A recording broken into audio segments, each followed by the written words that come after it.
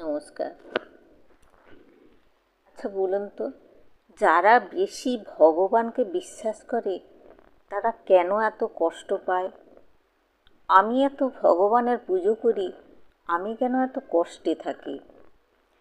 তো যারা নাস্তিক তারা কষ্ট পায় না, আর যারা আস্তিক, যারা ভগবানের পুজো পাঠ করেন, যারা মন্দিরে যান, তারাই বেশি কষ্ট পায়। এই প্রসঙ্গে আপনাদের একটি গল্প বলি, শুনুন। ভগবান শিব কৈলাসে চিন্তারত নারদকে দেখে প্রশ্ন করলেন, আচ্ছা নারদ, তোমার মনে এত কিসের প্রশ্ন? তোমাকে এমন চিন্তিত কেন দেখাচ্ছে?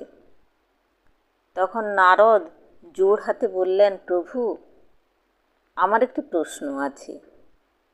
যারা আপনার পুজো করেন এবং যারা মন্দিরে যান, তারা কেন এত বেশি কষ্টে থাকেন, এত কষ্ট পান? আর যারা ভুল কাজ করেন, আপনাকে মানেন না, আর অসৎ পথে থাকে, তো তাদের কোনো কষ্ট হয় না? তো এর উত্তরে মহাদেব হাসলেন। তো ভগবান শিব গল্প করলেন যে একদিন এক আস্তিক আর এক নাস্তিক একই পথে দুজনে হেঁটে যাচ্ছে। তো আস্তিকের পায়ে একটি পেরেক ফুটে গেল, খুব রক্তাক্ত হয়ে গেল, আহত হলো। আর নাস্তিক হঠাৎ করে একটা ব্যাগ ভর্তি টাকা পেল। নাস্তিক তো ভীষণ খুশি। নাস্তিক আস্তিককে জ্ঞান দিচ্ছে যে দেখ, আমি তো পুজো পাঠ করি না, মন্দিরেও যাই না, অথচ আমি দেখ কেমন টাকা ভর্তি ব্যাগ পেলাম, আর তুই এত ঈশ্বর বিশ্বাসী, তুই মন্দিরে যাস, পুজো পাঠ করিস, তো তুই দেখ একই পথে আমরা আছি, অথচ তোর কেমন আঘাত লাগলো। তো নাস্তিক তো বেজায় খুশি। আস্তিকের খুব মনে কষ্ট হলো যে হ্যাঁ সত্যিই তো, তো কেন এটা হচ্ছে? তো এর উত্তরে মহাদেব নারদকে বলছেন যে কেন হলো জানিস? এগুলো গত জন্মের পাপ আর পুণ্যের হিসেব।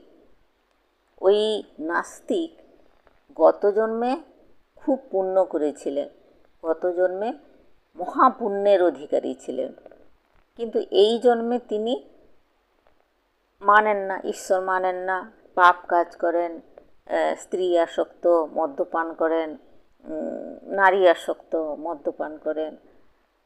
তো এই কারণে তিনি গত জন্মের পুণ্যের কারণে তিনি হয়তো বিশাল একজন ধনী মানুষ, বিশাল ভালো লোক হতে পারতেন। এই জন্মের পাপের জন্য অল্প জিনিস তিনি ব্যাগ ভর্তি টাকা পেলেন। আর এই যে আস্তিক, তিনি গত জন্মে খুব পাপ করেছেন, যার কারণে তার মৃত্যুও হতে পারত, কিন্তু এই জন্মের এই পুণ্যের জন্যে ছোটোখাটো আঘাতের উপর দিয়ে বেঁচে গেছেন। সুতরাং আমরা নিজের বর্তমান নিয়ে ভাবব যে আমরা গত জন্মের পাপ আর পুণ্য তো আমাদের রয়েছে, এই জন্মে যদি আমরা ঠিকঠাক করি তাহলে গত জন্মের পাপটাকেও আমরা খণ্ডন করতে পারবো, আর ভবিষ্যতে আমরা ভালো পথে যেতে পারবো। সৎ পথে থেকে সৎকর্ম করা উচিত। কর্মফলে সুখ দুঃখ হয়, তাই বলে কি আমরা বিপথে যাব? তা কখনোই নয়।